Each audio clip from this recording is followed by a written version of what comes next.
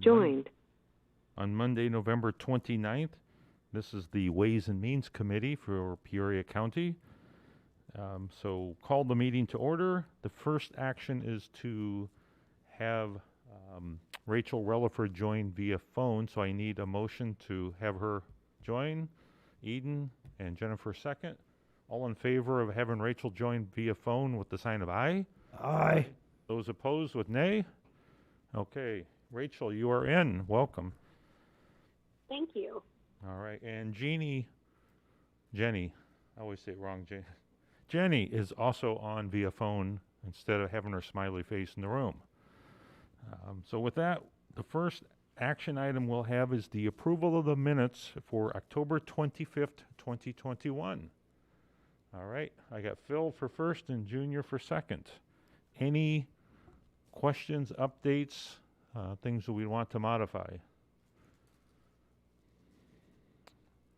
All right, hearing none, we will go with those in favor with the sign of aye. Aye. Aye. Aye. Those opposed with the sign of nay. Okay, it's approved. We will move to the informational items. The first informational item is the county clerk's report. So we have Ms. Parker here with us today. She had her report in. I'll give her an opportunity to make some opening comments if she would like. Looks like it's on. Yeah, it sounds like Okay. it. I don't have any additions to the report, and just here to answer any questions if there are any. You will notice, though, that we are over what we had budgeted, so we're doing quite well on the recordings. So our year-end numbers should look really good once we get there. Great. Questions from the committee?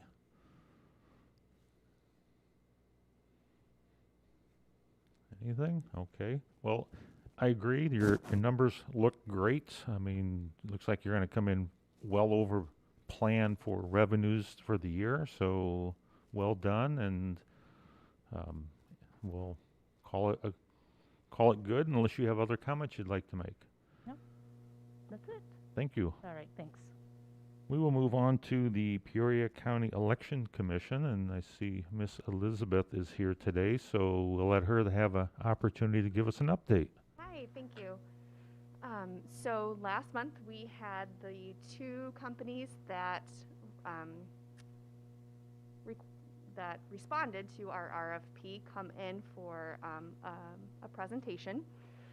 Those were ES&S and Hart Intercivic were the two companies that came in.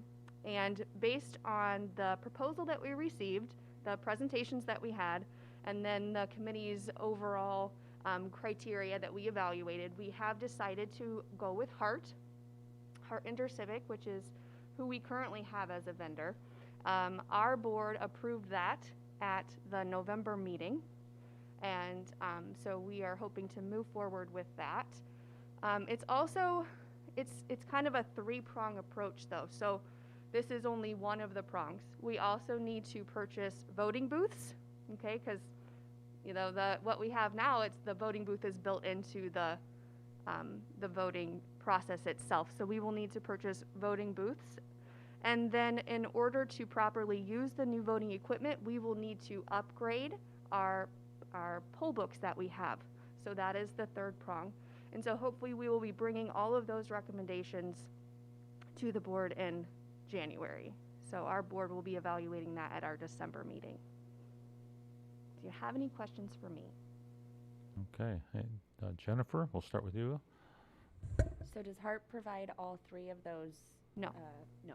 Okay. No, we have a bid out right now for our voting equipment that is due, not the voting equipment, excuse me, the voting booths, that's due December 10th, and we will evaluate what we receive and take our recommendation to our board at our December meeting. And then we are hoping to just upgrade our current poll book system with the vendor that we already use. So we're in the process of going through that with them. Dr. Blair?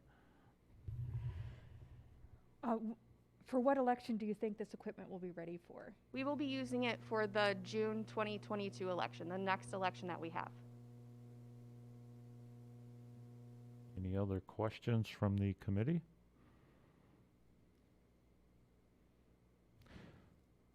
Okay, sounds like you are on schedule, so, again, this committee should plan on, would it be the committee meetings in that first week of January? We'd plan to have, the request come to this committee for the approval of both the voting booths and the hardware for the voting equipment.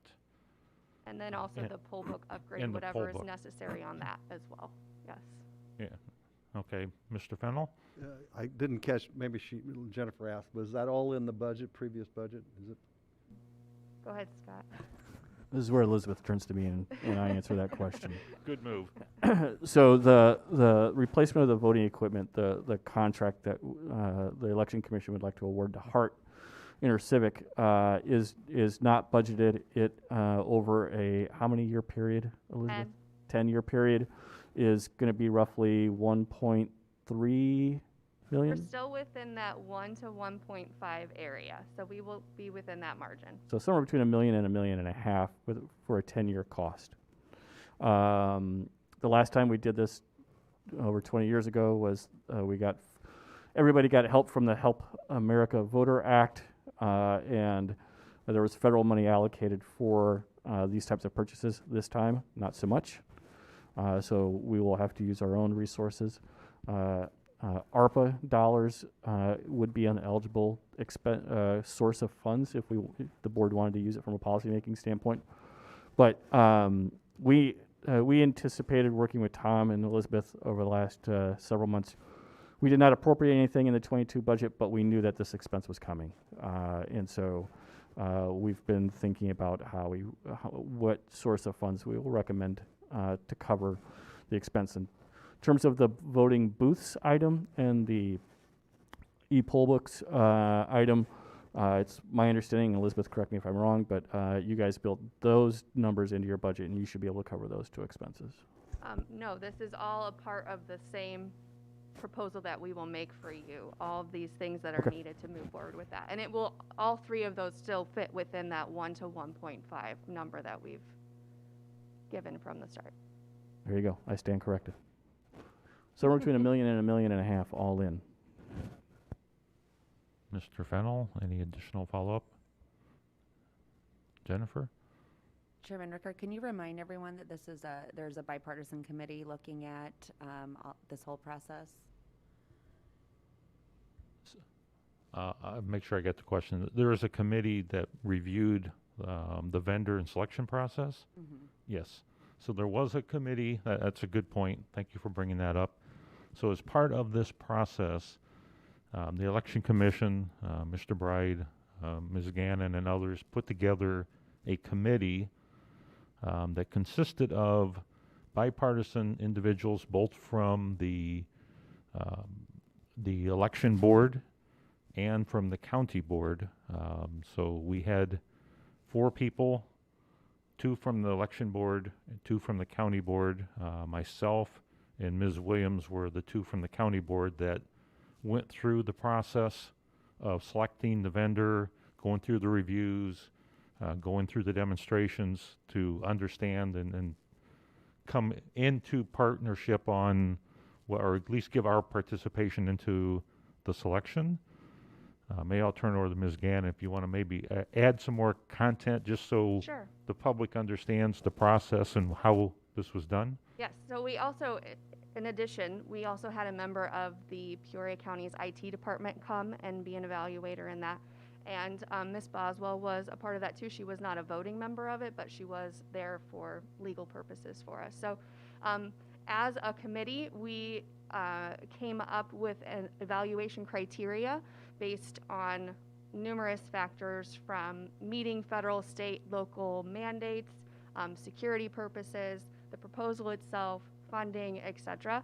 And we scored that as a committee, and all of us were in agreement that based on those evaluation criteria, we wanted to award that to Hart Intercivic, that contract to Hart Intercivic. So it was, a lot of people came together to help make an informed decision for moving forward with voting equipment in Peoria County. Yeah, and the process, and a few committee meetings ago, I made the comment about going back to paper, and Ms. Gannon got some of my humor out of it, but you know, I'm a digital person by nature, so I don't carry paper.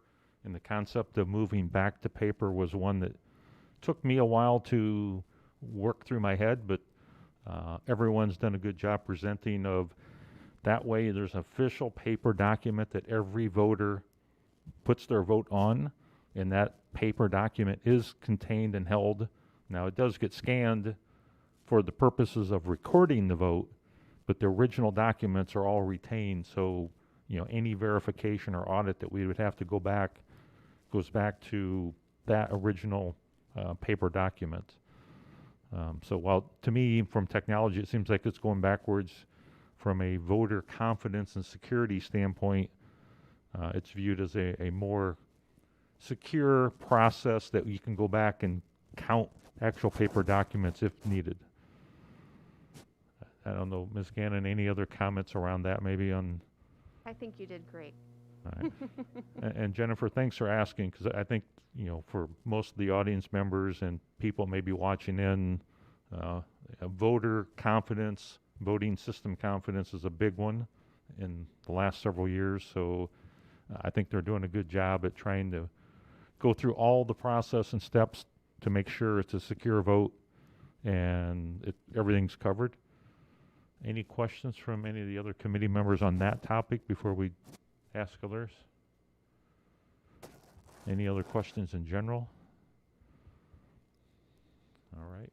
Thank you very much. Thank you. Thanks for the update. We will now move to the Supervisor of Assessments Board of Review with Mr. Dave Ryan. Welcome, Dave. Thanks, Steve. There's not too much to report, actually. We're continuing to finish up 2021. The Board of Review will probably be done with their hearings in January. And then typically what happens is we send down what's called a final abstract to the Department of Revenue, and they will approve that final abstract, hopefully. And then that'll go to the county clerk in March, and then they'll pass it off to the treasurer's office. So that's where the tax cycle update comes in. But we're on schedule with that. As I said, our hearings were down this year, but they've got some large commercial hearings that they'll be doing in January. So they'll finish up that. We are preparing, obviously, for 2022. As of now, we will be sending out the senior freeze notices again, and individuals will be coming in again for that, as far as we know. We obviously had that legislation passed in 2020 and extended to 2021, but as of now, there is no proposed legislation or anything regarding extending that to 2022. So as of now, that's what we're going to proceed with. So typically, we send those that information out in January or February. So we're looking forward to doing that also. But other than that, let's take any questions anybody has. Any questions for Mr. Ryan? All good? Thank you. Thank you, sir. Yep. All right, we will move into now the treasurer with Ms. Bjorky. Welcome. Good afternoon. Okay, so an update on our tax sale, because I reported last month that we were going to have on? it. I don't know. Yeah. Did someone turn it off? You're not close enough, maybe. Not close enough? Is that better? Okay. Yeah. So a little update on the tax sale that I reported on last month that we were going to have. After taking out bankruptcies and parcels that were split or combined for next year, we had 2,038 parcels go to the sale, which is a little higher than last year. 1,578 of those parcels were sold to actual tax buyers, and 460 of those went to the trustee, who still acts as a tax buyer, but we don't initially get any money up front until someone redeems those or he has his auction and sells them. So tax amount that went to sale, not including penalties or anything like that, was a little over $2.8 million. So that will be distributed in the final distribution that we will have on December 8th. We will do a interest distribution mid-December, and then we are done with the tax cycle until April of next year. I just finished the form for accepting prepayments. So those people that want to prepay their taxes for next year, they can do that December 1st through the 31st of this year. So we've had already a couple inquiries about it. And then the other thing that I've been working on is I did a draft of an intergovernmental agreement for the city of Peoria, with the township of the city of Peoria, and our office to start collecting tax payments that they would normally do, to try and save money for the city of Peoria. It will not be any extra expense for us to do that because it all flows through us anyway. So it's just a few more clicks and that's it. So it's in legal's hand right now, so I'm just waiting to hear back from them. That's it. Any opportunities to replicate that to some of the other townships in the county? I would love to. I know that we're going to do like a press conference and stuff and advertise that this is going to happen. So I'm hoping that some of the other townships will pick up on that.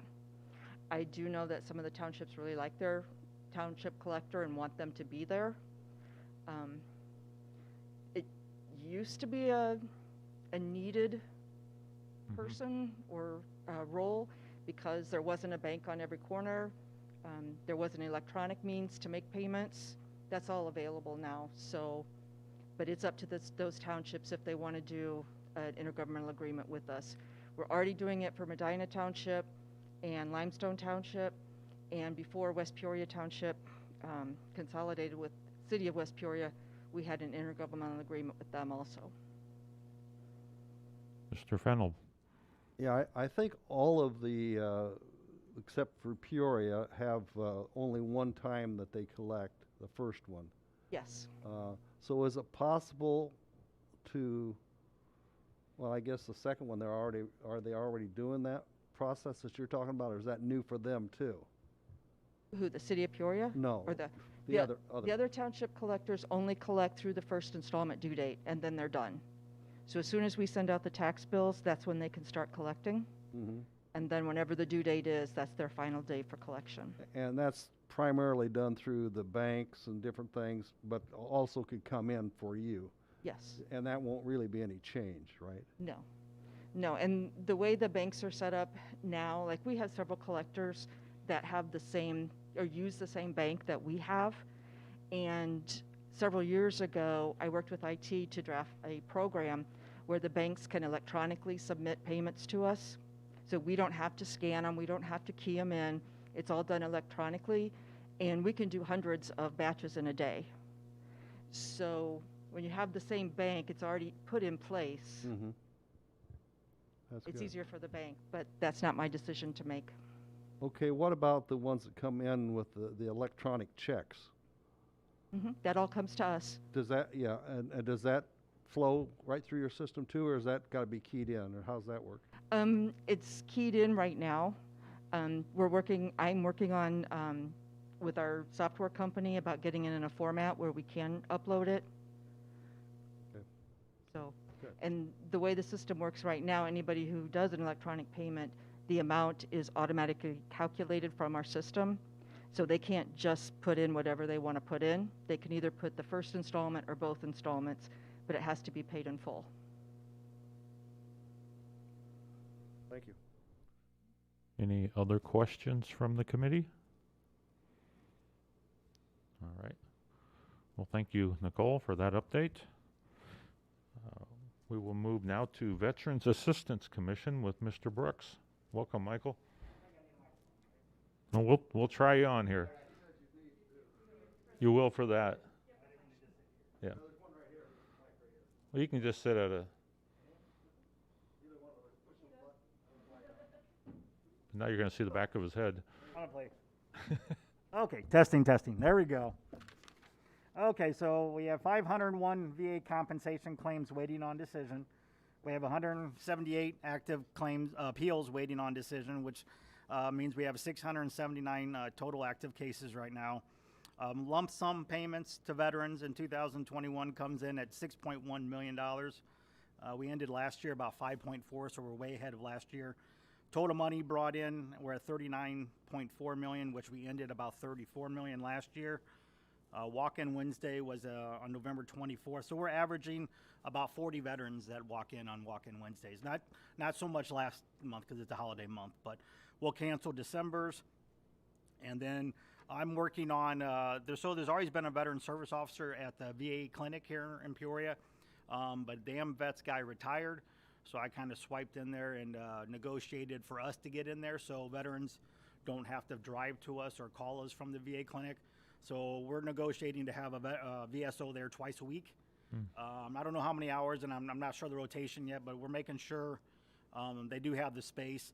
And then AMVETS isn't going to get somebody in until spring, so then we'll share the space. So we're working on that. And then, as you probably know, the cost of living increase for retirees and veterans is 5.9%, highest in a long time. And then between October and November, we attended 5 outreach events. So we're trying to pick that up as well. Obviously, it's going to slow down during the winter months, but we're trying to pick that up to get to as many veterans as possible. Okay. Any questions from the committee? You guys are quiet. Well, thank you for taking care of our veterans and providing that support. That's a huge plus here for our community, so really appreciate that. Thank you. I have a great team. Hey, you do. Absolutely. Okay, we will now move to the resolutions. We have one resolution, the monthly delinquent taxes. And so motion, Mr. Fennell first, Junior second. Any questions or comments on the items listed this month's resolution list?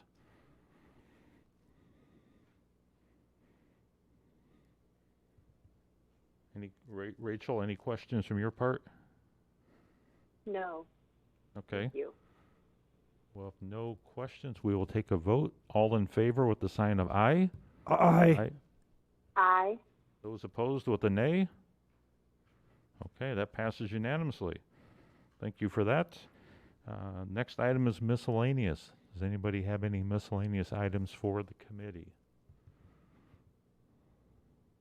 Hearing none. All right, well, thank you everyone for your service at this committee, and we will adjourn. Thank you.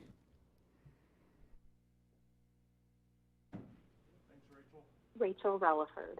Left.